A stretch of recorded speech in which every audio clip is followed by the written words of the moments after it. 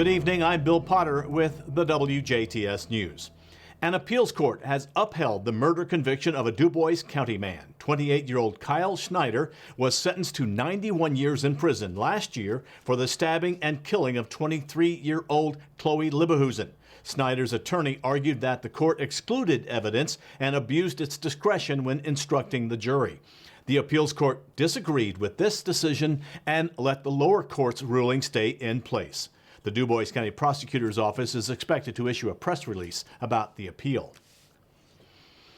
A Jasper man is facing OWI charges after crashing his own car. 24-year-old Trey Collin was charged with felony count of OWI with a prior conviction, a misdemeanor count of OWI, and an infraction for having an open container. Police responded to a vehicle rollover accident at the Truman and 5th Avenue intersection on Tuesday afternoon. Collin was found standing next to his truck and admitted to drinking and driving. He was taken to Memorial Hospital for a chemical test, which revealed he had a BAC of 0.279. Collin was treated and released from the hospital and booked into the Dubois County Security Center. No injuries were reported in the accident.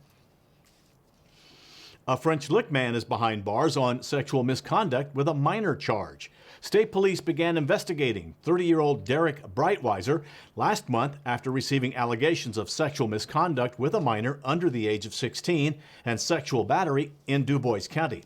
The Dubois County Prosecutor's Office issued an arrest warrant last week. Breitweiser was booked into the Dubois County Security Center without further incident and charged with 2 felony counts of engaging in sexual misconduct with a minor under the age of 16 and 2 felony counts of sexual battery. You may want to give yourself some extra time when driving around Jasper the next few days. Mill Street between 3rd Avenue and 4th Street and the section of 3rd Street between Mill Street and 3rd Avenue is currently closed for concrete removal. After this, the Jasper Street Department will apply an asphalt surface. Removing the concrete is necessary to provide a more stable surface for when the asphalt is applied. It is possible that this closure may extend a week or longer due to inclement weather or other unforeseen events. Rural parts of Dubois County will soon have internet access. The state presented a $5 million matching grant to Perry Spencer Rural Telephone Cooperative Incorporated, also known as PSC, to expand broadband on Friday. This will expand service to 679 unserved locations across the county. In total, the project will cost over $7.81 million. The requested grant amount is $5 million with a local match of over $2.81 million. Indiana's unemployment rate slightly dropped last month amid the coronavirus pandemic. The state's rate dropped to 6.2% in September, which is below the national rate of 7.9%. Indiana's labor force had a net decrease of 19,691 over the previous month. This was a result of a decrease of 6,289 unemployed residents and a decrease of 13,402 employed residents. Indiana's total labor force, which includes both Hoosiers employed and those seeking employment, stands at 3.3 million. The state's 63% labor force participation rate remains above the national average of 61.4%.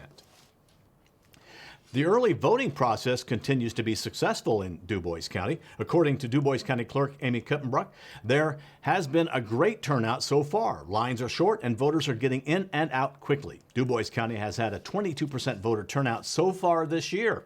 4,823 residents have voted in person and 1,850 have voted by mail. In total, 30,959 Dubois County residents are registered to vote, and 6,673 voting applications have been processed this year. The clerk's office is also reminding residents about a few key aspects when it comes to the early voting process.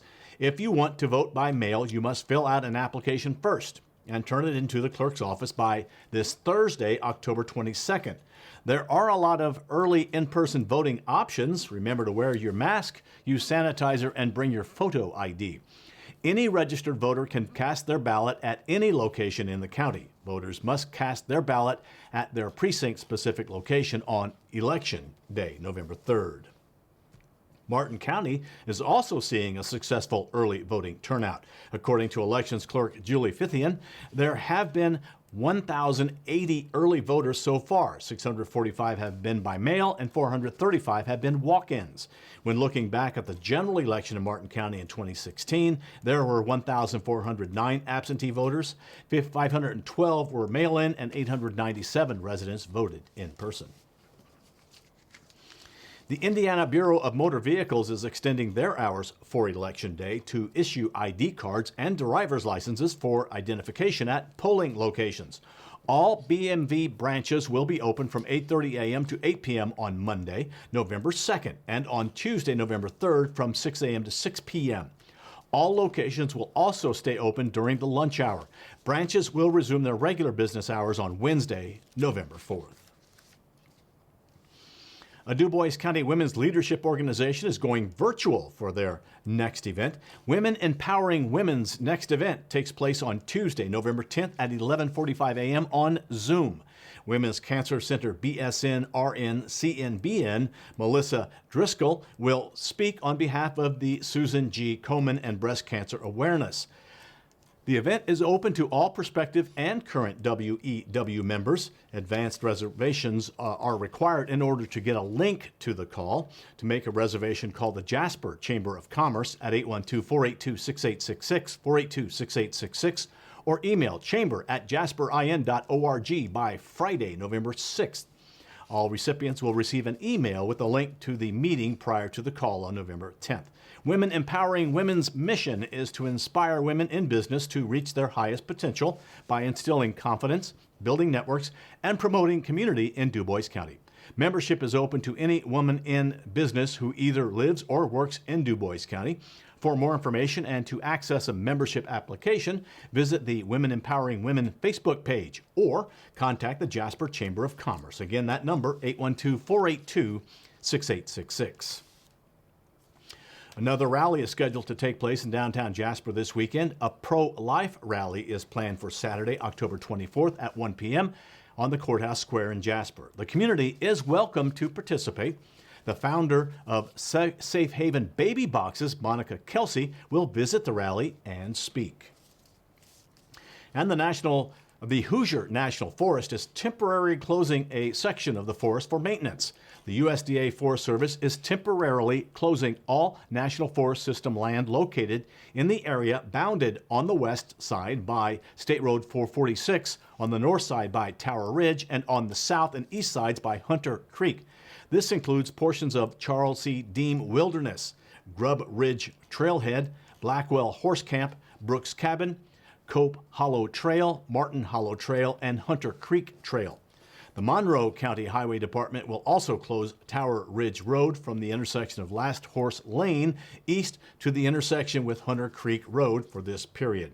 The remainder of the Charles C. Deem Wilderness and Tower Ridge Road will remain open and can be accessed from the west via Hayes Road or the Hunter Creek Road. For more information, visit fs.usda.gov, or you can visit the Hoosier National Forest Facebook page, or you can call their office, 812-275-5987. Now stay tuned. Weather, sports, and inform are still to come on 18 WJTS News.